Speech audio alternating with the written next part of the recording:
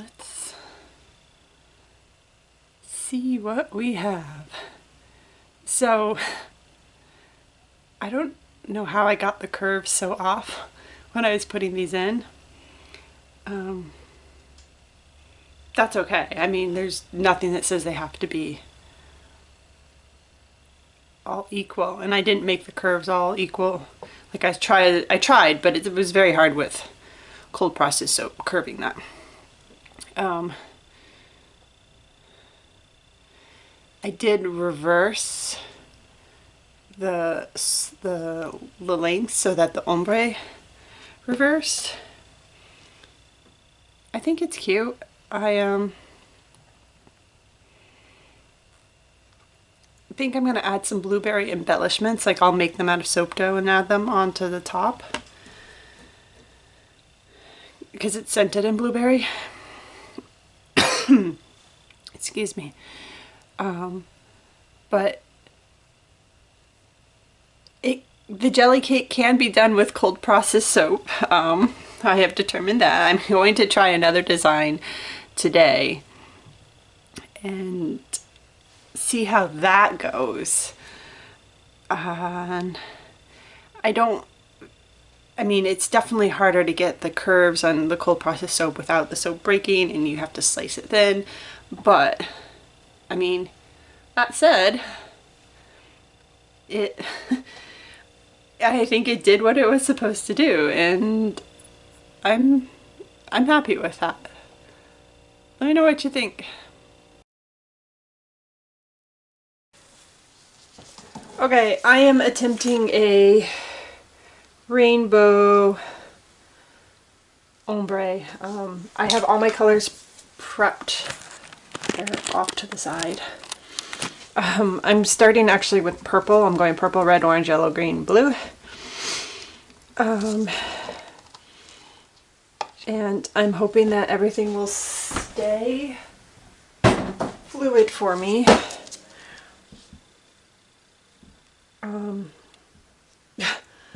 So I can get a nice smooth ombre. This is a lot of colors and a whole lot of pouring.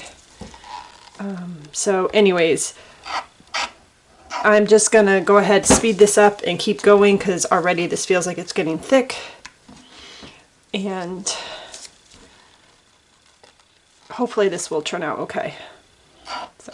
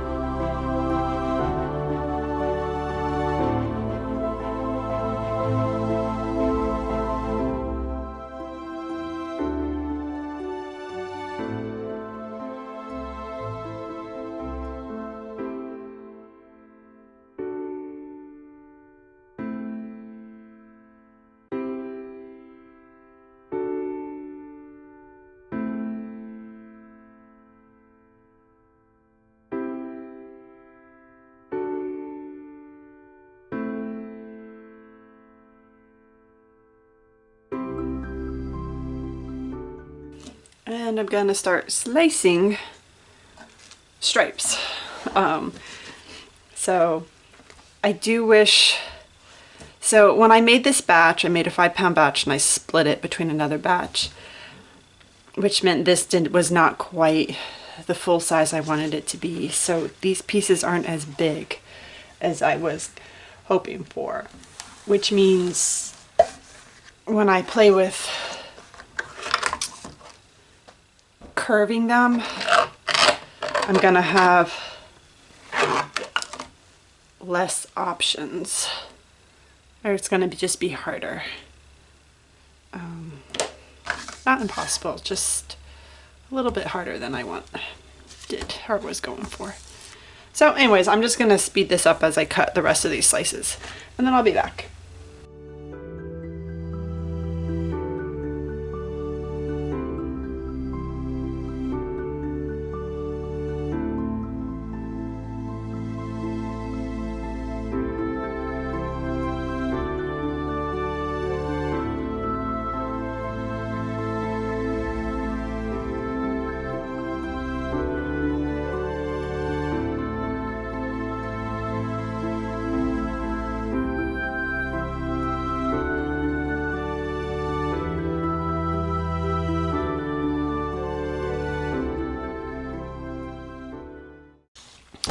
Okay, I have sliced all these up into thin pieces, and now I am just rolling them.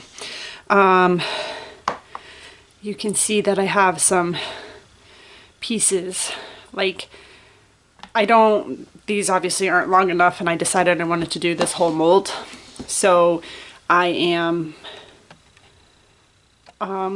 just basically slicing some of these, so I have the length that I need. I have plenty of strips to do that, so I'm not that worried. I decided that I'm not going to do straight, just curves going across like I did on this one, but I'm going to do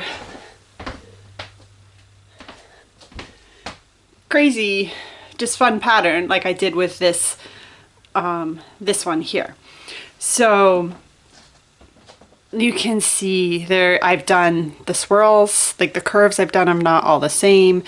I'm probably gonna cut some of these pieces in half, so I'll have like little small parts I can do, and I'm just gonna have fun. There's no rhyme or reason to this pattern other than having some fun.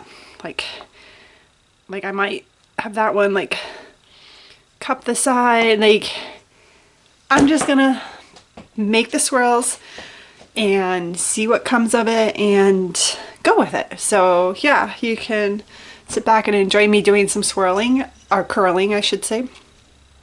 Again, I'm just using this roller. I will provide the link below to gently create a curve. Like I'm not pushing too hard because I don't want to crack or break the cold process soap. It is a thin piece, but it's still not super thin where it is gonna curl and bend any which way without cracking. So I am being careful with how I press and curl it. Now, one other thing I thought about trying is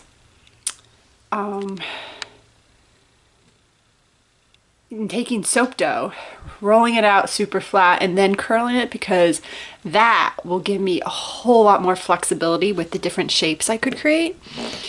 So I have actually considered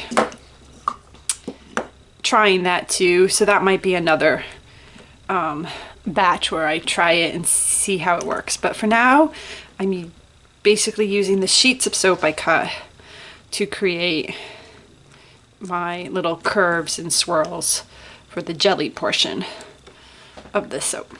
So yeah, anyways, I'll record a little bit of me making the different shapes, and then we'll get on to the actual making of the soap.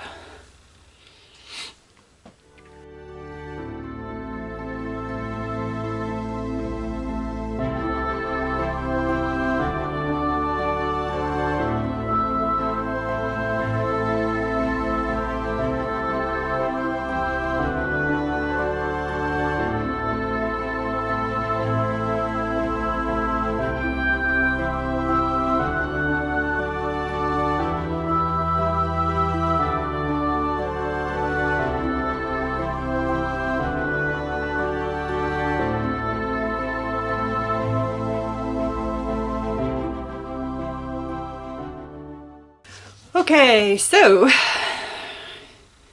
I am again just doing an all white base, and then I'm going to put in these curves, whatever floats my boat basically. And basically I want to make sure I do not get any air gaps. But other than that, I'm just gonna kind of put things in and just play with it as I go. Like I said, I'm not stacking these. These are just kind of going in any pattern I feel like. we'll see what results. At the end, the one thing I am trying to do is make sure I do not get air bubbles. All the little grooves, like those spaces in between, will get filled. So that's just pouring some and then coming back and, like I said, making sure I fill things in like this. It does shift things around a little bit, but that's okay. That's in.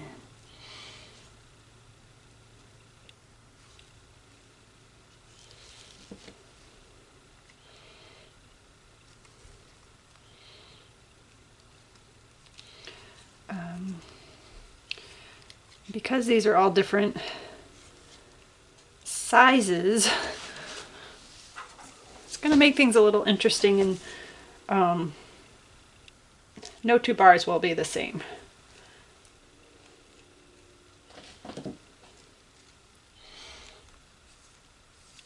Which I'm totally okay with.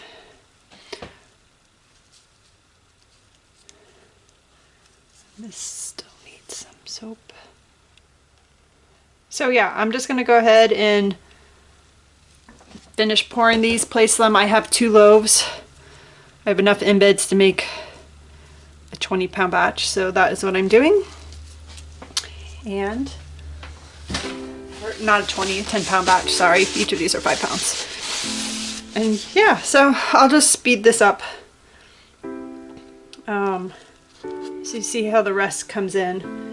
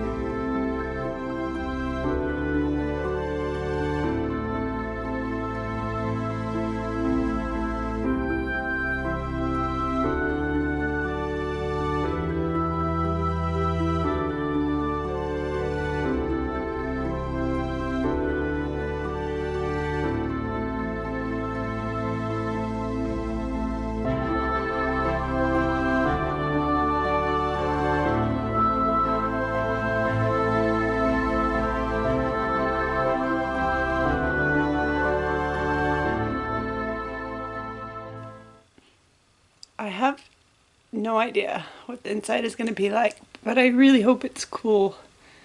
I like the rainbow splatter. The whole soap's rainbow themed, so I was like, let's do a rainbow top. And I think that worked better than just doing all the colors and swirling it. At least this is more distinct. Let's see what I have.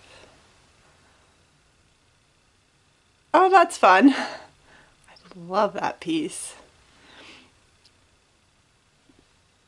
I think next time I should try and be more intentional with where I place like how I place them and stuff, but that's still cool. I really actually, I'll take it. It is,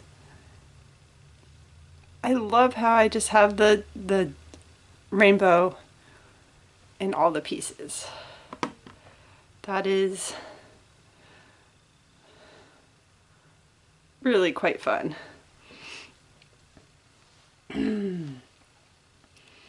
So this was the other end in which this shifted, that was further up, and this was supposed to be going into this one, and of course that shifted. It's okay, but it's just like, well,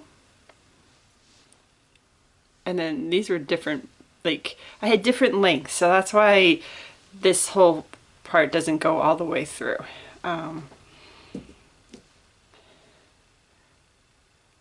I do think it's cool. Again, I wish this had stayed over here so that this had stayed there, because then they all would have connected. But that's okay. It's still cool. There's another one with different pieces. This one got cut really, like it just was a really thin piece, which I think is cool. I wouldn't be able to reproduce that if I tried.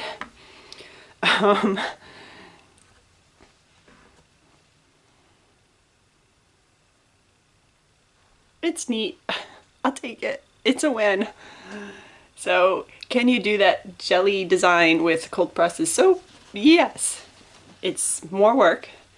You can't quite get, I think, the same curves, but you still can. So, let me just move these and we can compare the 4 different designs. So that's the cold process crazy swirls. That's the melt and pour jelly strips, where I did try and do a gradient as well and did the crazy swirls. This is the melt and pour just straight. And then this was cold process just straight. So you can, and I think they're all cool. This, you definitely get some of that kind of translucent glimmer, I guess, like looks like has that, I don't know, just that clear, where obviously this is all opaque, but I mean, tried 4 different things and they all, I think, have their own personality and are cool, and yeah, I'll take them.